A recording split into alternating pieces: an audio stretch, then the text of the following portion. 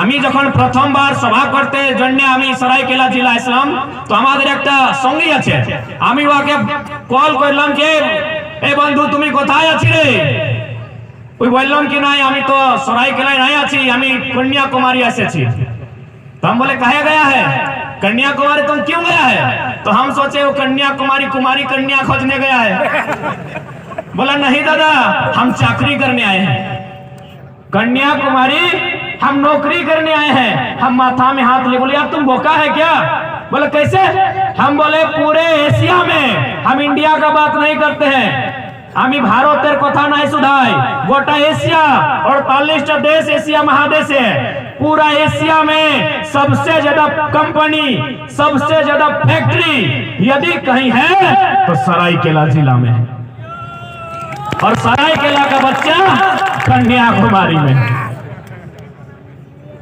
10,000 factory है पूरे Asia महादेश में। सबसे ज्यादा फैक्ट्री अगर कहीं है तो सरायकेला जिला में है, वहां 10,000 फैक्ट्री है।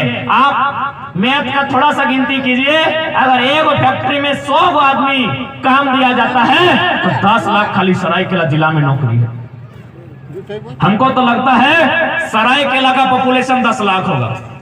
अरे सरायकेला पूर्वी और पश्चिमी दोनों का पेट भर लेता, इतना खाली सरायकेला में फैक्ट्री है। लेकिन यहाँ का लड़का कहाँ है? गुजरात में, महाराष्ट्र में, कर्नाटक में, तमिलनाडु में, कन्याकुमारी में। तो यहाँ कौन है? ये तो सवाल बनता है ना कि जब हमारे बच्चे, हमारा यहाँ 10,000 फैक्ट्री है, 10 लाख नौकरी है, और वे झारखंड में नहीं बाहर है, तो यहाँ कौन है? यदि यहाँ कोई और है तो फिर क्यों है? क्यों रहेगा यहाँ? इस दिन के लिए झारखंड था क्या? हमारे लोग दुनिया भटकेंगे और पूरा दुनिया का ठेका हम लेके रखेंगे? आप बताइए, क्या इसी दिन के लिए झारखंड था?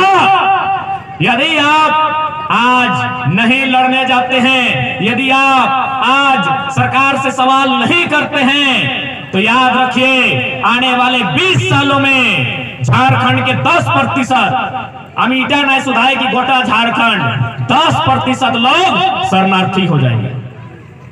10% लोग शरणार्थी हो जाएंगे, यानी उनके पास न रहने को घर होगा, न खाने के लिए नौकरी होगी, मांग कर खाना होगा। यह भविष्य आपका कह रहा है। रेलवे स्टेशन तुम्हारा जाए যাচ্ছি না, রেলওয়ে স্টেশন ওইখানে তুমি দেখতে পারি দমে মানুষ এই ডুবা ডুবি নিয়ে তোমাকে मांगे, এই দাদা খাবার জন্য আমাকে দাও। तो क्या उनका क्या घर द्वार नहीं था? ওদের বাড়ি ছিল, ওদের घर परिवार खेत खलियान ছিল, लेकिन आज के किच्छु नहीं। आज के ওদের কাছে किच्छु नहीं আছে। तो ठीक इसी प्रकार हम आज जिस प्रकार गांव में रहते हैं, देखिए ये सुंदर सुंदर खेत दिख रहे हैं जहां हम खेती करते हैं, ये नदी का पानी, ये तालाब का पानी हमारा घर परिवार है। आज जो रेलवे स्टेशन में है या किसी मंदिर की सीढ़ियों के सामने बैठे हैं किसी के इंतजार में कि कोई आए 2 रुपया दे के चला जाए, उसका भी इसी प्रकार का भी घर परिवार था। आज कुछ भी नहीं है, आज कुछ भी नहीं है। तो क्या चाहते हैं कि हमारे बच्चों का, हमारे आने वाले पीढ़ी का भविष्य ऐसा ही हो? क्या हम यही चाहेंगे? और हम क्यों चाहेंगे? हमने किसी का क्या बिगाड़ा है? हमने क्या गुनाह किया है? न हमने क्या दोष किया है? हमने जान देकर झारखंड लिया है, हमने बलिदान देकर झारखंड लिया है। हमने किसी का क्या बिगाड़ा है जो हमारे साथ ही अन्याय होगा? आज यहाँ जितने भी कॉलेज बने हैं, जो तो कॉलेज, जो तो प्रखंड कार्यालय, जो तो फैक्ट्री, जो तो कंपनी, सबाई बाहरीरा, सबाई बाहरी मानुष नौकरी छीन लेगा। जमीन आएगा तो डैम के नाम में छीनेगा, कभी कोई फैक्ट्री के नाम पे, कभी कोई क्रेशर के नाम में, कभी कोई जमीन भी जाएगा, नौकरी भी जाएगा। तो हमारे पास क्या बचेगा? थोड़ा सोच के देखिए भविष्य को अपना।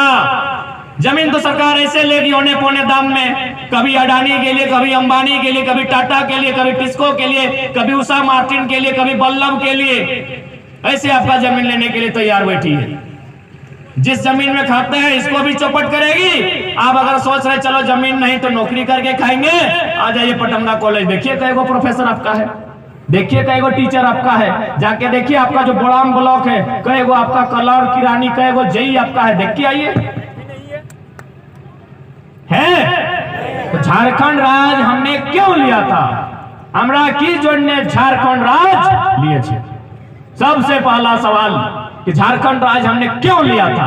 हमने झारखंड राज इसलिए लिया था कि हमारे लोगों को हमारे मानुष वाके मौका पावा जाए, मास्टर बनवार मौका, डॉक्टर बनवार मौका, बीडीओ सीओ दरोगा बनने का मौका। लेकिन आज बहुत बड़ा दुर्भाग्य है कि हमारे लोग आज केवल और केवल सबसे ज्यादा अगर कहीं है तो होमगार्ड में है, और इसीलिए उसका बहाली भी नहीं लेता है। हमारे लोग अगर कहीं ज्यादा हैं, देखिए दादा लोग पुलिस बन के आए हैं, पुलिस में है, लेकिन जानबूझ के इन लोग अब पुलिस में भी परीक्षा दे दिया है। क्या मतलब है? साजिश को लोग नहीं समझते हैं। आज ठीक है नियोजन नीति रद्द हो गई, नियोजन नीति रद्द हो गई, आप लोग सभी सुने होंगे। जो भी एग्जाम की तैयारी कर रहे हैं, कंपटीशन की तैयारी कर रहे हैं, चलिए ठीक है, अगर आंदोलन होता है तो 5 साल या 10 साल उम्र बढ़ा दिया जाएगा। लेकिन जो लोग दौड़ने की तैयारी करते हैं उम्र बढ़ा के उसको क्या दीजिएगा? जो लोग सुबह सुबह ग्राउंड में प्रैक्टिस करता है, जो लोग पुलिस बनना चाहता है, उसको उम्र बढ़ा के आप क्या दीजिएगा? 21 साल वाला लड़का अगर आप 10 साल बढ़ा दिए तो क्या 31 साल में ऐसा दौड़ पाएगा? तो यहां कुल मिलाकर झारखंड के भविष्य को बर्बाद करने का तैयारी चल रहा है, क्योंकि यही टाइम है, इसको हम लोग गोल्डन टाइम कहेंगे।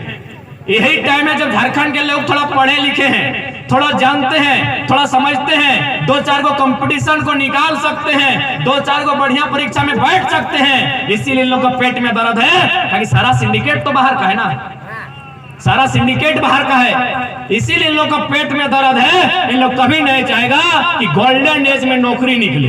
ये गोल्डन एज है झारखंड का। यहाँ प्रत्येक घर में अब मोटा मोटी पढ़ने लिखने लगे हैं, शिक्षा का मतलब जानने लगे हैं। ये गोल्डन एज है। इस गोल्डन एज में इन लोग कभी नहीं चाहेगा कि वैकेंसी निकालेंगे और झारखंड का लोग को मास्टर बनने देंगे, झारखंड के लोग को दरोगा बनने देंगे।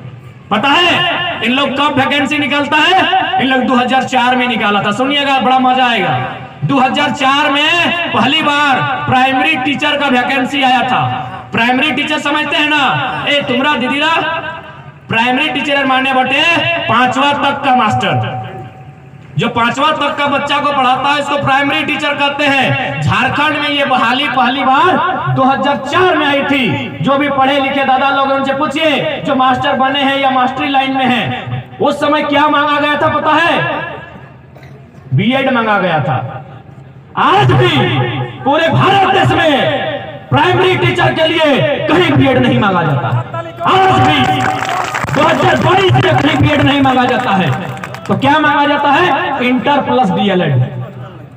इंटर मांगा जाता है। 5वां का मास्टर बनने के लिए आज भी इंटर मांगा जाता है। अरे बेईमान लोग, चोर चुहार लोग, आज से 20 साल पहले बीएड बीए मांगा था।